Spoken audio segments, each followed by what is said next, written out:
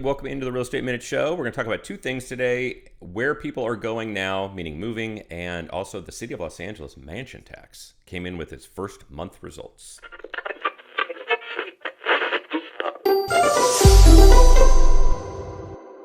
Welcome back into the show. So the Measure ULA that passed in November of 2022 by a 58% majority in the City of LA is only strictly a City of Los Angeles mansion tax. That's what they call it, okay, technically.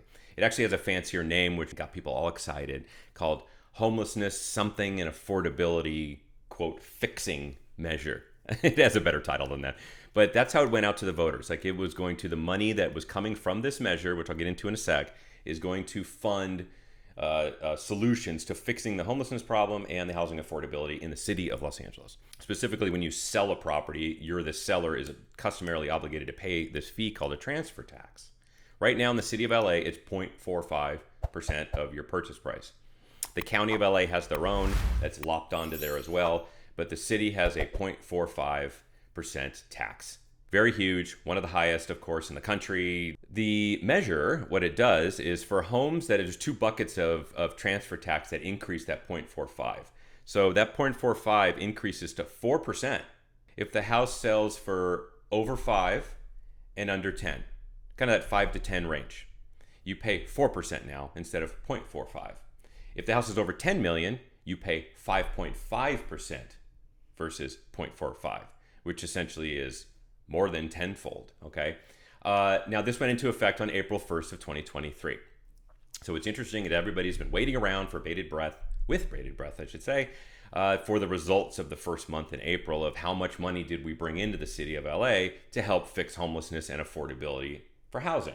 What happened before, by the way, is I had a lot of clients that were talking to me about some high-end listings and things and asked me, for advice and things. And they all rushed, if they were selling, they all rushed to sell before April 1st to avoid the tax, or they're not going to sell until the measure gets either overturned by the voters or overturned in court, because it is getting legally challenged as well. So there's a lot of hold off in that market. Now, there is a lot of homes in the City of LA. As you can imagine, it's one of the most unaffordable places on the planet that has homes that are over 5 and over 10. Okay, so there is a tax base that could be raised here. But the planned tax money that was supposed to be coming in and budgeted for by the City of LA to fund these new projects to help homelessness and affordability, and they're in the works. These projects are in the works already, and on the city budget is over $670 million. That's what they projected, bringing in $56 or so million a month from this new tax to fund the programs. The first month of April, and I know it's a rough start, things take a while to get geared up, they took in a little over $3.5 million. Instead of $56 million, they took in a little over $3.5 million, and there were only 4 sales that exceeded $5 million. Is that insane? I mean, there's no money there yet.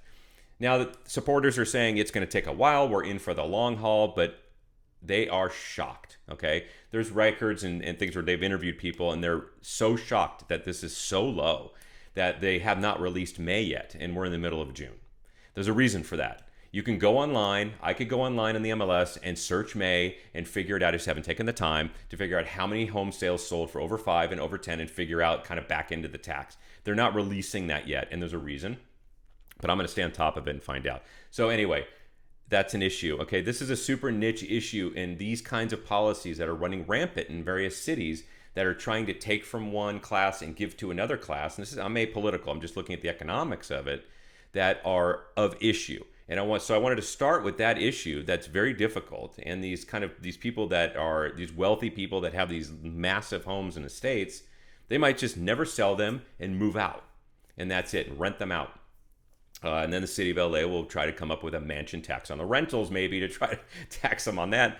We'll see what that happens there. But I'm going to dovetail this into, where are the people moving to now? Like, you've heard about the net migration out of California, out of New York, and out of these areas that have had these pretty economically destructive policies that have been kind of really burdening the people. Both sides, left, right, Republican, Democrat, independent, whatever, they burden everybody across the board. Here's the new data in 2 classes of people. The baby boomers, which are kind of the late 60s into the 70s, my parents' boomers, and the millennials, which are kind of just before my kids. So they're kind of late 20s, mid 30s. They're buying homes. The boomers are settling down, retiring, and are looking for a place to settle for that. Okay, so let's start with the boomers really quickly. They are moving into, as you would suspect, Las Vegas, super sunny, no tax. Phoenix, super sunny, little tax. And Tampa and Orlando in Florida, because Florida is a great place to retire for some boomers that love it, and it's also tax-free. And here's where they're moving out. Kind of no big surprise. Washington, D.C., super unaffordable, difficult city to live in.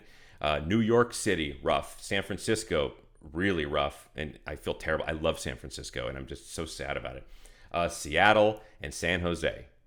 Okay, you can kind of see still where people are moving and why. Now the millennials, which are, again, like I told you, they're the buying power right now. They're looking for houses, so they're leaving similar areas because they can't afford it, and their standard of life, and they're having children, and they can't send them. They feel uncomfortable sending them to public school. I talk to these clients because I sell their houses, and so this is their concerns now. They want better schools, they want a better house, they want more land. So millennials are moving into, as we all heard, Austin, Texas.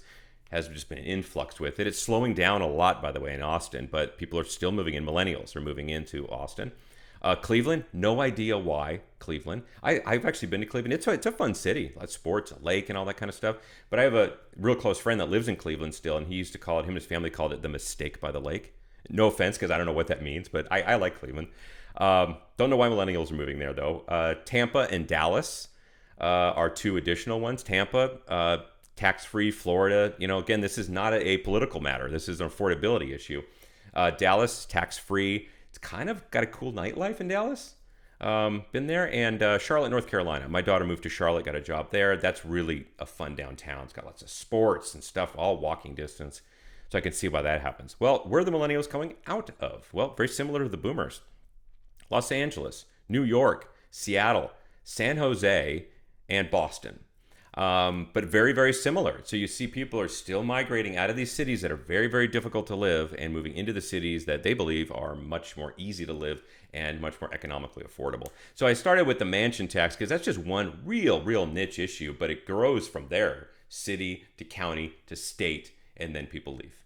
So that's what's going on in the state of the market today, and we will see you next week. Thanks for tuning in.